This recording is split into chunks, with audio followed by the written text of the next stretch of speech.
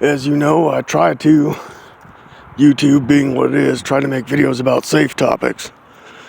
But because the world being what it is also requires videos about kind of unsafe topics, well, then I'd like in this video talk about self-defense. And one of those things is psychology.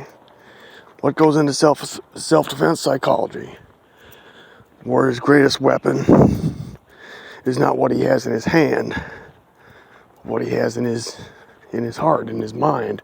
What's his willpower like, right? What's his conditioning like, right? But obviously, what's in the back of his head? What's his mind like? What's his willpower like? What's his motive for fighting, right? Is he purely a predator? Is he just coming after your ass? What's his motive, right? Is he defending himself? Is he defending his home? Part of where psychology can apply is weapons, right? Choice of weapons. There are obviously, right? We live in a world where weapons take different forms. Car can be a weapon. Bare hands can be a weapon. Just about anything can be a weapon.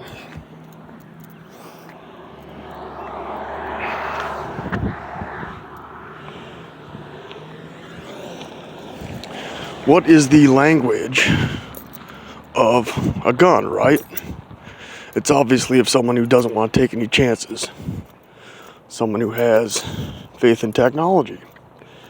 Someone who is assured that the lethality of a gun will get them what they want. Someone with a gun usually has an instrumental purpose. In fact, one of the reasons that asocial violence, like a spree shooting, or just kind of a wild shooting that doesn't appear to have any immediate direct goal, is so terrifying is because exactly that. It doesn't appear to have any direct immediate goal. A man who just starts shooting, right, without any apparent material motive, he doesn't just want money.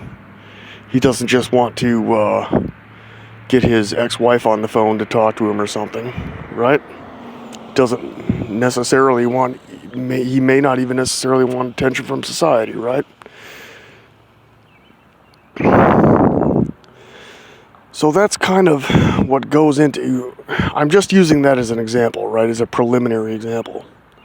What is the thinking and the choice of a tool, right? Because a weapon is a tool, make no mistake about that. Humans are a tool-making species, and weapons are part of that in what we are as a tool-making species. So, like,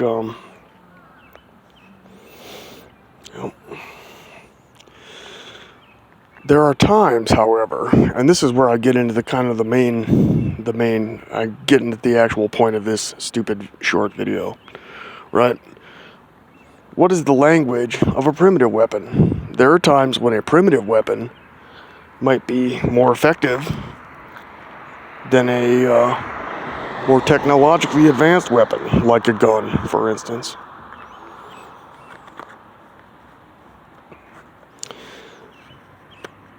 On its face, it doesn't seem like there's much of an advantage in anything. After all, a gun can be deployed probably quicker than a heavy club, right? Even a light club weighs about the same as a 3 or 4 pound heavy caliber pistol. I mean, shit. There's no question that the pistol still has the range. It has the stopping power. That is still superior to a club, right? But there are times when a primitive weapon, I would argue, is more effective. Why? The advantage is psychological. The idea of most people, of getting, maybe not even killed, but mutilated, right? Hobbled, messed up really badly with a primitive weapon. Just because we're humans, just because we have a collective unconscious, right? That probably is more of a force, a psychological thing for most prospective targets, even when there's an equal chance, mind you.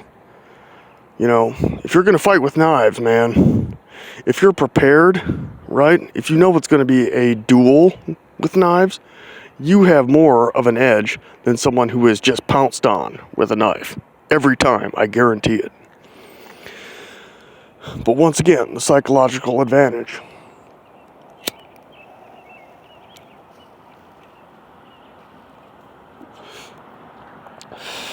You could be a big guy with nothing in your hands. But if you see a little maniac guy coming straight at you, right, with a claw hammer, you're thinking, oh shit. You know, even if it just flashes into your head for an instant, right? There's still the chance that I could be seriously fucked up. And that's normal, that's natural. Everyone feels fear.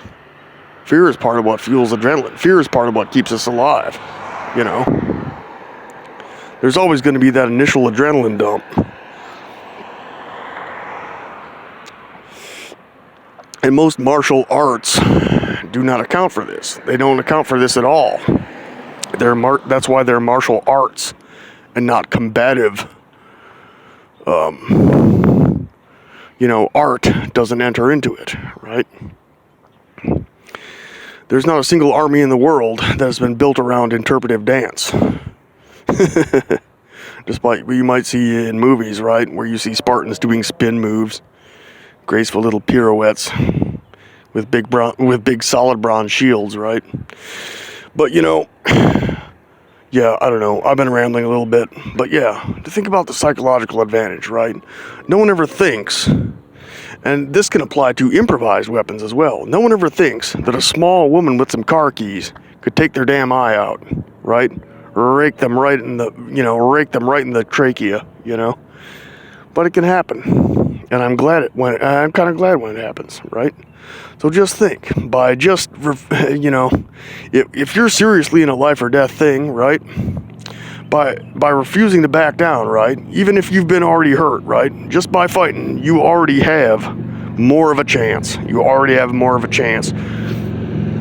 You're using what nature has given you. You're using that adrenaline for its direct immediate purpose. And we can get into more about fight or flight psychology later, right? But yeah, talk too much. This video is over.